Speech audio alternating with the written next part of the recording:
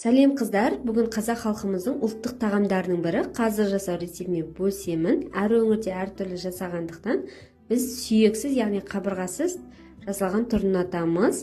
Алдымен жылқының осындай еттерін ұзынша етіп турап, бөлек ыдысымызға тұз, қара бұрыш, чеснокты араластырып, еттерімізге қосып, жақсылап мыжып, бір түнге қалдырып қоямыз. Сол кезде дәмі ерекше болып сіңетін болады.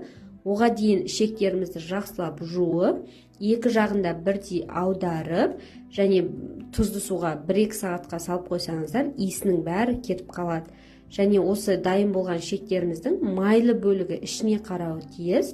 Ішіне еттерімізді нығыздап салып, өзіңізге керек бөлігін осылай ретімен кесіп, байлап, 2-3 күнге далаға күннің көзіне кептіріп алсаңыздар, өте әдемі сүрленіп, дәмі ерекше болады.